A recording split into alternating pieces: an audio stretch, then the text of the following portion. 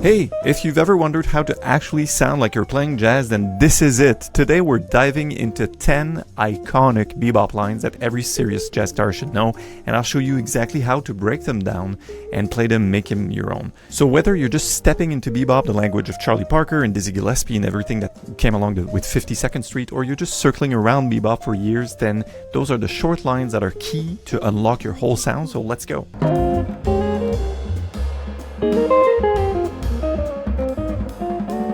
First, what really makes a line bebop? Well, it's not just fast notes, right? It's not about just learning bebop scales. It's the phrasing, it's the chromaticism, it's the target notes, it's a blazing speed and those classic resolutions over changes.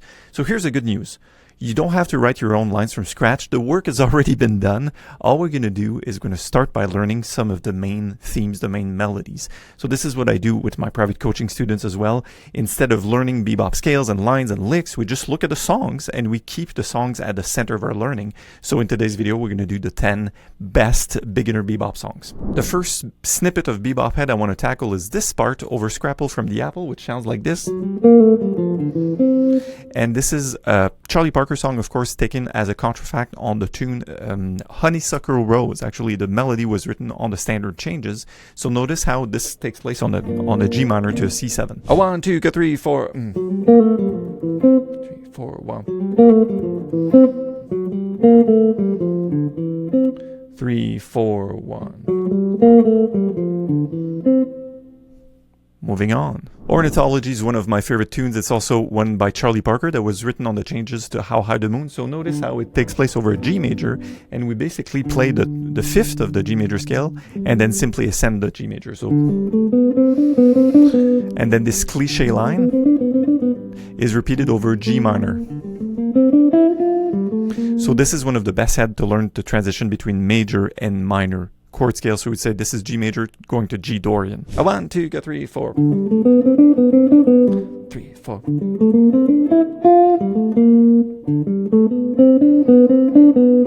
3, 4. Anthropology is one of the most famous rhythm changes songs, so it's taking place over the I Got Rhythm Changes, and it's by Parker and Dizzy Gillespie. Notice how we go from ba da da da da da da da da. So it's very chromatic in nature. It's a very catchy little head. A 1, 2, 3, 4.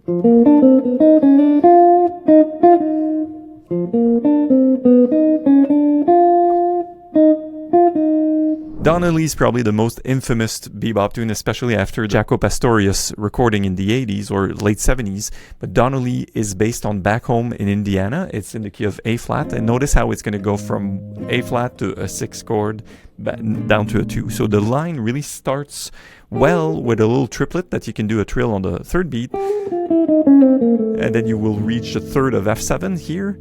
And then there's a bit more complication. So now we're starting to really get into the vocabulary of jazz, because in my mind this would be the first line. So this is almost like two lines stapled together. So let's do them. 1, 2, 3, 4, 1, 2.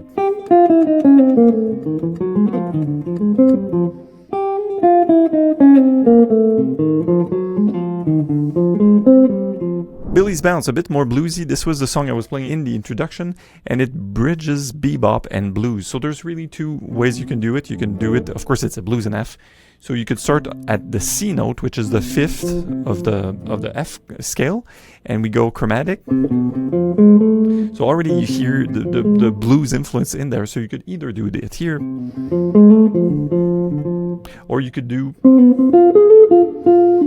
and personally I like to do both. I want 2, 3, 4.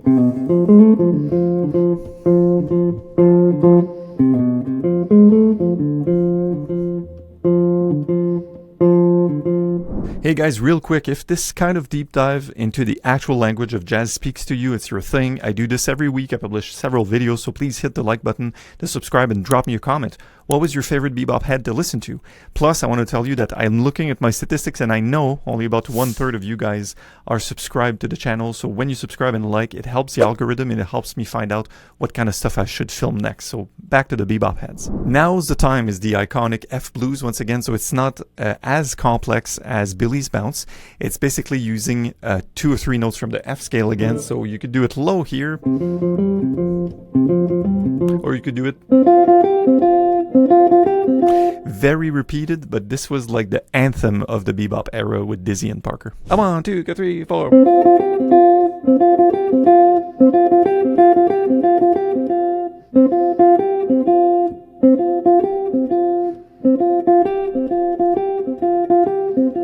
Now, confirmation, we're really starting to see these chromatic enclosures and where the lines will land, and also like some of the upbeats really interesting. So there's ways to do it where you could do it here.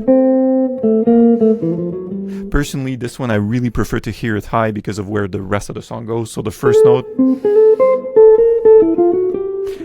loving that chromaticism with the triplet. 1, 2, 3, 4.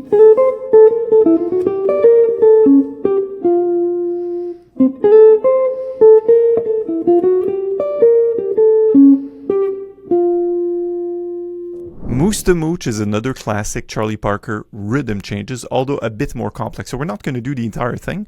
I'll tell you what I love to do is to love the motif and then take it up in different scales and keys. So here we're in the key of B flat and we're starting on the 5th. So notice how we go 5th, enclose,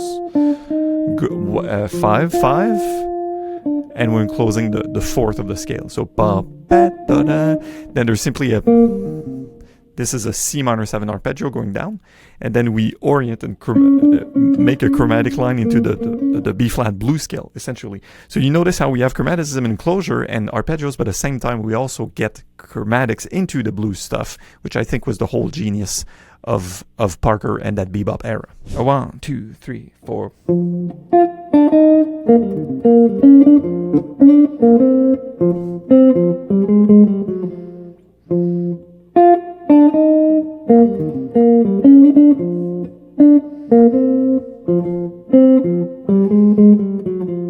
Grooving High is another Gillespie classic. This opening phrase is really a vocabulary builder, especially that part. Notice how we still get so we hear the A minor, which is fascinating because the previous key, instead of A minor to D, we were in E flat. So this is a pretty distant harmonically relationship, but it's a really cool little song, and I think you should check out the rest of the head because there's plenty of space, but it's sort of tricky to put it in the right place. So let's get going. 1, 2. 1, 2, 3, 4. 1, 2, 3, 4. 3, 4. 3, 4. 3, 4. 1. Yardbird Suite. I love these changes from a C major to an F minor, going to a B flat, sort of a backdoor progression. And this is also a contrafact, but I forget which tune it is. So the changes are really interesting even for the bridge. So this is an underrated melody, I find, because it's so simple. It's none of that gimmick like but it's da da da da da da da da da da. So catchy. It's almost like more like a pop tune. So let's get going with that one. 1, 2, 1, 2, 3, 4, 1.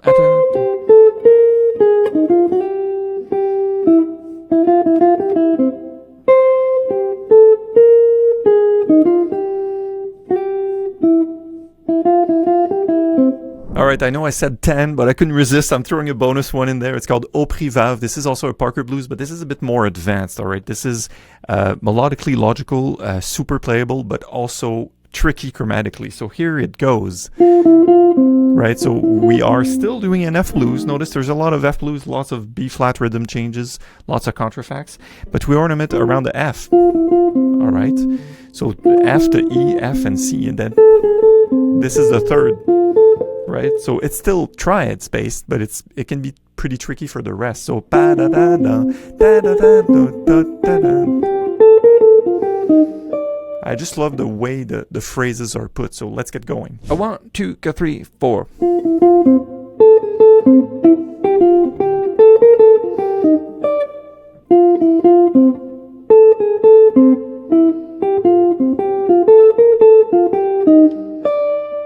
Alright, the quick takeaway from this video here, remember, it's not about memorizing tons of bebop scales or 2/5 licks. It's not about doing all of this in one sitting. I would recommend you choose one or two, your favorites, like which one spoke to you in your heart that you can sing, and then you play those daily, and then it reshapes how you hear and you play the changes. When you get back to your regular life, you're like, wow, I start to hear the anticipation and the chromaticism. So this is just more than notes. Actually, this is the distilled logic, the fermented logic of the bebop language that's been brought out in the form of the song. So if you internalize them, you'll start improvising with a whole new voice, and this is exactly what happened to me. So this is interesting to think that Parker and Dizzy had so many licks, and they're like, we don't want to forget them, and we want to keep playing them. So they crystallized those licks into songs. Essentially, that's exactly what's happened. So, all right, I'll see you in the next video. Keep swinging and let me know if you have any questions. Thank you.